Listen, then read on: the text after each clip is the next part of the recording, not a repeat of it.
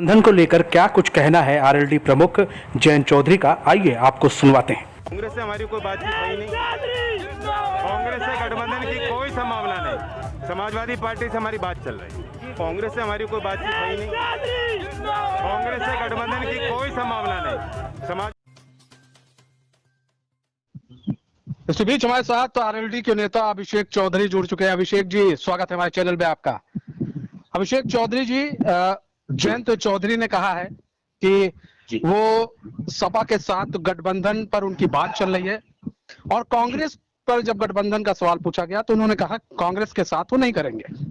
जी जी, राष्ट्रीय लोकदल का गठबंधन पिछले लोकसभा चुनाव में समाजवादी पार्टी के साथ था, तो उसी के चलते आदरणीय राष्ट्रीय अध्यक्ष जी ने कल अपना जो बयान दिया है कि समाजवादी के साथ हमारी सीटों पे बातचीत चल रही है और हमारी बातें जो है अंतिम दौर में।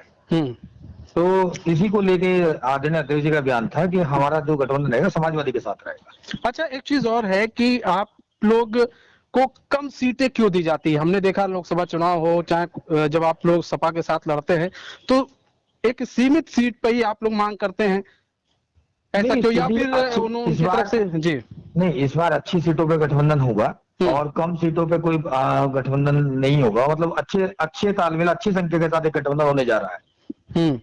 403 सीटों में आपको क्या लगता है कितनी सीटें आप लोग की डिमांड है सपा से कि आप लोग चाहते हैं, और उनकी तरफ से क्या डिमांड है कि आप लोग कितनी दे सकते हैं? ये जो सीटों का मामला है, दोनों राष्ट्रीय अध्यक्ष के बीच में आपस में चल रहा है बातचीत। तो सीटों का ये सब मामला तो सब राष्ट्रीय अध्यक्ष ही बताएंगे, और एक अच्छी संख्या पे अच्छे तालमेल के साथ पश्चिम उत्तर प्रदेश में अच्छी भागीदारी के साथ गठबंधन होने जा रहा है। अच्छा, एक चीज और है कि पश्चिमी उत्तर प्रदेश में आरएलडी एक मजबूत पार्टी देखी जाती है और कही भी जाती है, किसानों की पार्टी कही जाती है।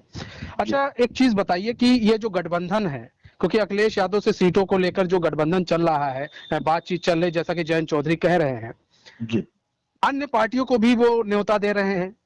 सपा की तरफ से अखिलेश यादव अन्य पार्टियों को भी न्योता दे रहे हैं, छोटे जो दल हैं। तो क्या आपको लगता है कि फिर ये सेटिस्फेक्शन आप लोगों को हो पाएगा, या फिर आप लोग ये है कि नहीं चलो ठीक है सपा के साथ हम लोग गठबंधन कर लेते हैं, और अगर जीतते नहीं है तो कुछ वोट, हम लोग के वोट परसेंटेज बढ़ जाएंगे? नहीं, देखिए, इस बार कुछ दूसरी तरह से राष्ट्रीय लोकदल अपना मैनिफेस्टो जारी करना जा रहा है 31 तारीख में लखनऊ में। राष्ट्रीय अध्यक्ष जी बोल चुके हैं कि पहले मुद्दों की बात करेंगे। क्योंकि जब चुनाव में लोग जाते हैं तो मैनिफेस्टो की या मुद्दों की कोई बात नहीं करता, सिर्फ एक फॉर्मेलिटी पूरी की जाती है मैनिफेस्टो जारी करने की। इस बार हमारे राष्ट्रीय अध्यक्ष जी ने निर्णय दिया है कि चुनाव फरवरी में होने वाले हैं और 31 अक्टूबर को सरदार वल्लभ भाई पटेल जयंती के दिन हम लोग पार्टी का मैनिफेस्टो जारी करेंगे, जिसमें मैनिफेस्टो में जो हम करेंगे, सरकार आने के बाद जो हम करेंगे उसको हम सब कुछ बताएंगे। जिसके तहत जैन जी ने कल से पहली रैली में भी जैन जी ने कहा है कि हम किसानों को मिलने वाले 6,000 रुपए की जो आर्थिक जो मदद की जाती है उसको हम 12,000 और सीमांत किसान को 15,000 रुपए देंगे। तो हम अपने मुद्दे पे चुनाव लड़ेंगे और आने वाले समय में गठबंधन भी तय हो जाएगा कि गठबंधन किसके साथ होगा, क्या नहीं होगा। ये सब चीजें आने वाले समय में सब आपको पता लग जाएंगी। एक चीज और है कि जिस तरह से आरएलडी गठबंधन की बात कर रही है और सपा भी गठबंधन की बात कर रही है, दोनों काफी करीब भी देखे जाते हैं, लेकिन आप जो कह रहे हैं कि हम एक अपना मैनिफेस्टो इस बार हम लोग का आएगा और हम लोग उसके तहत काम करेंगे, आपको लगता है कि बात बन पाएगी? क्योंकि देखिए, सबसे बड़ी चीज ये है कि जब आप कहीं चुनाव लड़ते हैं, क्योंकि मायावती के साथ भी इनका गठबंधन हुआ था सपा के साथ, ठीक, और आज बसपा कहाँ है, सपा कहाँ है, आपने देख लिया। तो आपको क्या लगता है गठबंधन का जो रिश्ता होता है वो कितने दिन तक चल सकता है और कितने दिन तक चलता है? देखिए, गठबंधन का रिश्ता हमारा शुरू हुआ समाजवादी पार्टी के साथ। हम सबसे पहले उपचुनाव लड़े 2018 में। उस उपचुनाव में कैराना लोकसभा राष्ट्रीय लोकदल जीत के आई। उसके बाद 19 में हम लोकसभा चुनाव लड़े, ठीक है, राष्ट्रीय लोकदल नहीं जीत पाए, और 19 के बाद अब 22 आने वाला है।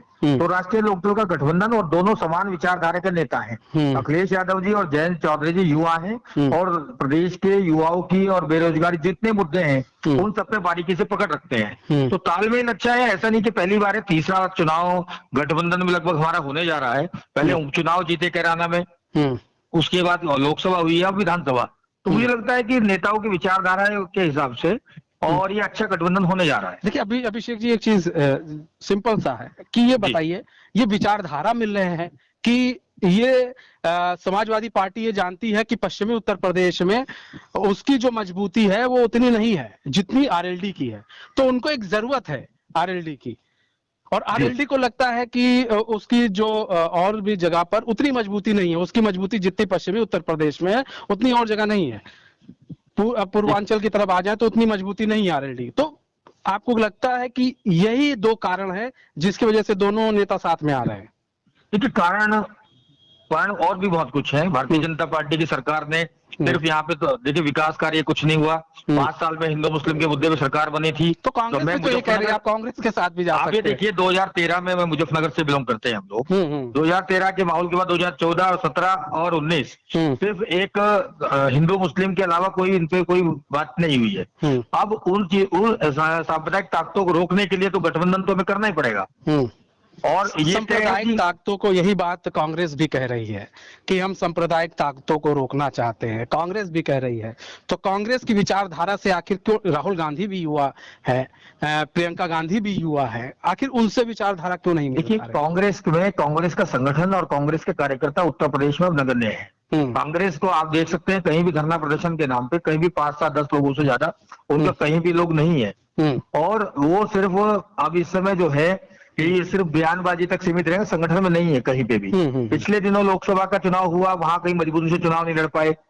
और ऐसे तो कार्यकर्ता जब नहीं है तो इसलिए हमारे नेताओं ने जो कहा है आदरणीय जैन जी ने कि हम कांग्रेस के साथ गठबंधन करने नहीं जा रहे हैं। आपको ये लगता है अभिषेक चौधरी जी कि ये जो गठबंधन कर रहे हैं आप, जिस तरह से 2 लोकसभा चुनाव में भी आपने किया था, आप फिर से कर रहे हैं, उससे पहले भी किया था, आपको लग रहा है कि ये गठबंधन कोई रंग लेकर आएगा?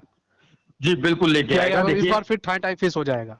नहीं, देखिए आप क्या है कि 2019 के बाद अब इस समय किसान का मामला, किसान का इतना शोषण जितना हुआ है इतना कभी नहीं हुआ। पिछले 5 साल में गन्ने का मूल्य है, जो पश्चिम उत्तर प्रदेश गन्ने की बेल्ट है, और मात्र 5 साल में 35 रुपए किलो के हिसाब से इन्होंने गन्ने का मूल्य बढ़ाया है। और बिजली का बिल जब से 4 गुना हो चुका है। जो घर का बिल हमारा 400 रुपए आता था वो 1500 के लगभग चला गया।